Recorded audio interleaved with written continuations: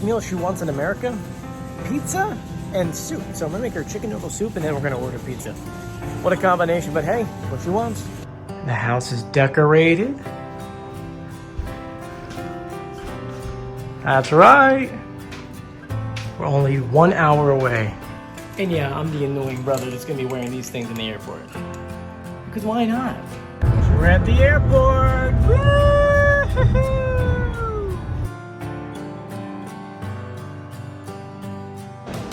Here we go, now we just wait. Should be coming down there. Hey Jewel, where are we? Later. Doing what? What are we? My sister out. From where? From Ukraine. Woohoo!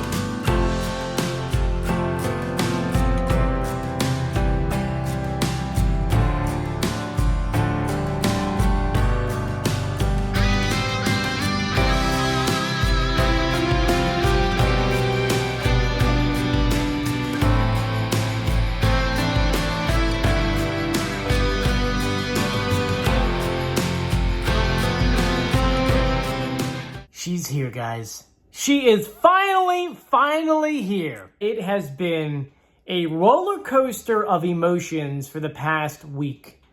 And you may have noticed that The Masked Singer kind of ended and then Joey kind of just stopped making videos on and on. I mean, I was still making videos, but they weren't as many videos as I normally do because after finally dealing with the US government, with Poland, with different embassies, we were finally able to rescue my sister-in-law, my wife's sister, from Ukraine.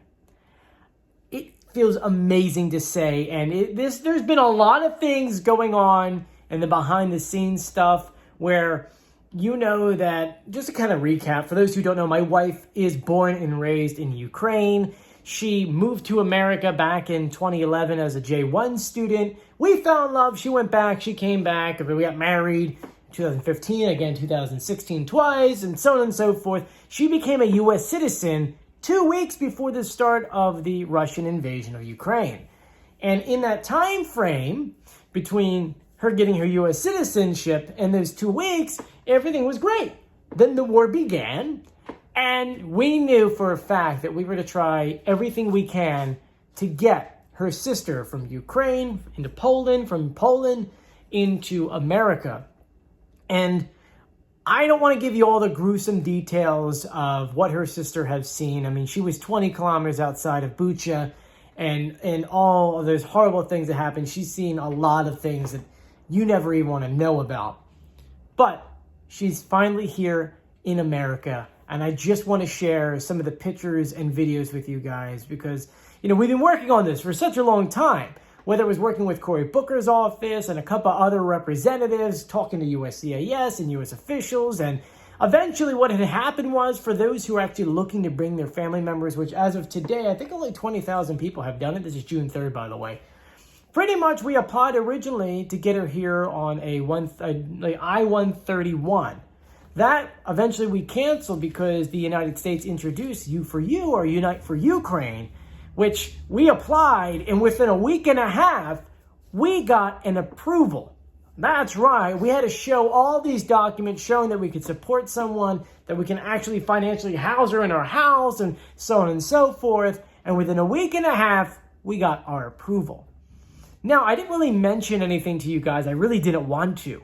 Because at that point, there was I had booked her tickets. It was a lot of money. Oh my gosh, it was unbelievable. Normally when Julie and I go to Europe, it's about, I would say maybe 16 at the high end, maybe 12 for us to go round trip. Very cheap because we do it in advance. To go one way from Warsaw, Poland to New Jersey, Newark, was over $800. What? Yeah, I know. But there were so many things that could have happened that I didn't want to announce anything. The first time I even put anything online saying that she was here was a quick little video that I put of the girls reuniting at the airport for the first time. This is that video. You go. Here, I'll go to the balloons. You go. Hi!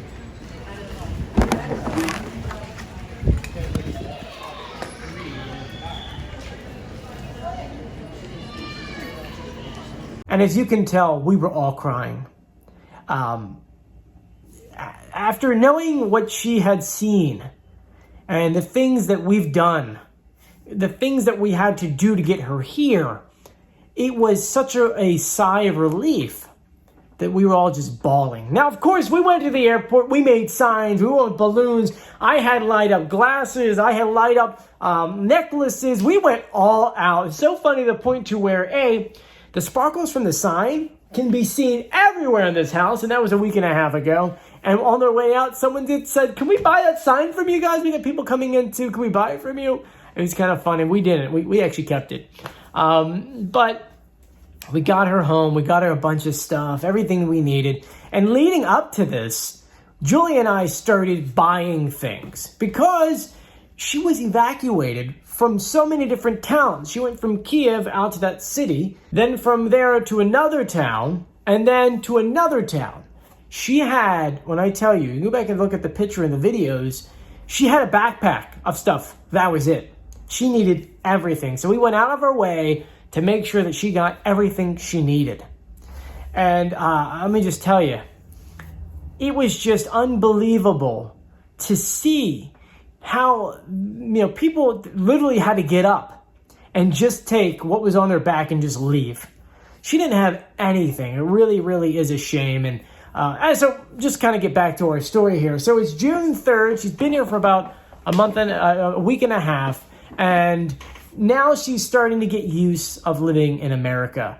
And the one thing I really wanted to point out to you guys is that we live in such a society where we're used to everything. Sirens go off, helicopters are low, so on and so forth. But because of how scarred she was from everything she's seen, the first day she was here, we went to not lower Manhattan, but over by Jersey City, pretty much right at the bottom. You can be by the docks and actually enjoy the water.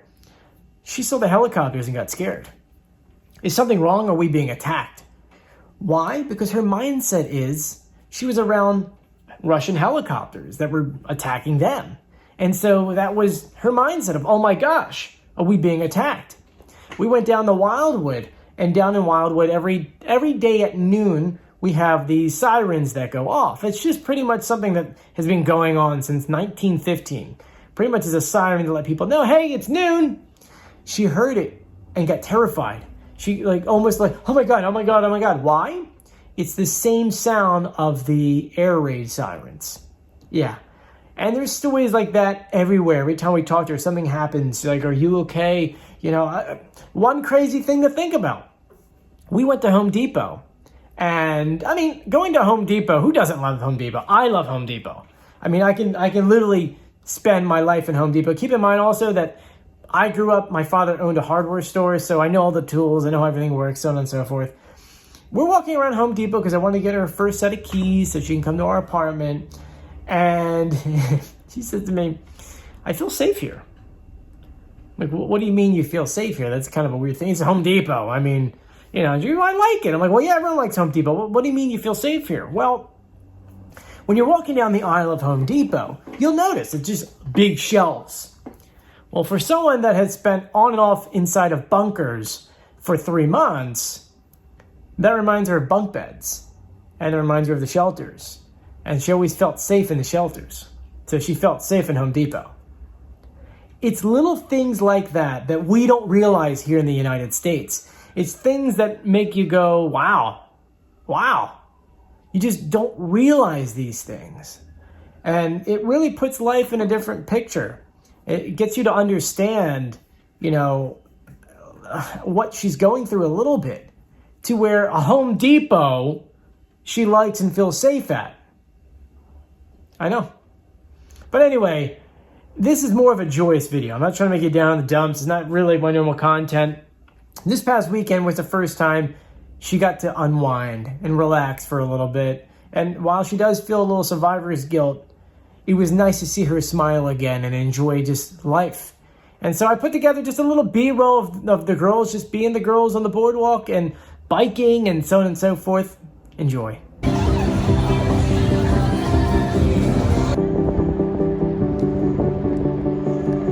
You want to do it? You won't do it? Come on!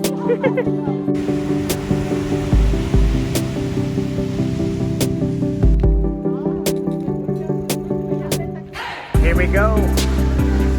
It's only her first time ever mini golfing in the world. Let's see if she can do it. She hit the ball. It's going. It's going. It's going to bounce. Is it going to go in? Is it going to go in? Almost. Let's see. Here it goes. Oh, into the drink.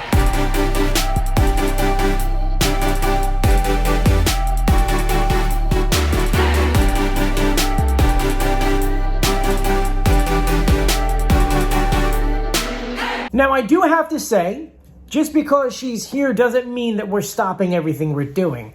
We're still doing everything we can to help out her army and her family in Lubashiv. We're still purchasing medical bags. You know, those ones we sent out last time?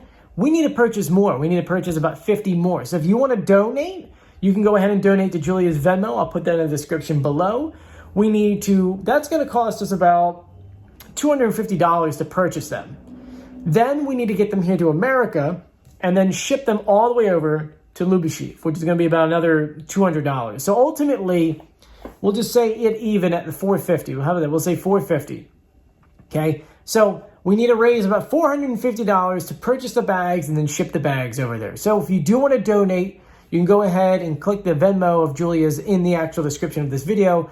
On the side note, Julia and I are still volunteering at least twice a week at the Meast Razum Center. There is where we're actually packing all of those kits. I got videos. I got a lot of videos. I keep putting them on here and on my TikTok at Joey Contino. Those are medical bags that are being sent out to Ukrainian soldiers, which will hopefully be on the front line. Takes about 11 days to get stuff there, 11 to 12, maybe even 14. And then from there, they have to put them onto trucks and then drive them to the area needed. So in about a month, they'll get some of those bags. And we're starting to get pictures now of some of the things we said a month ago. Like, hey, they got these things and these things. Or I actually packed those. Or like, oh, my signature's on that box. I can actually see it over there. So it is definitely making a big impact. Anyway, I just wanted to update you guys. If you guys have any questions, you let me know in the comment section. And just thank you to everyone for your support. You have no idea how much we appreciate it. We appreciate all the love. Please stay safe and enjoy this beautiful weather.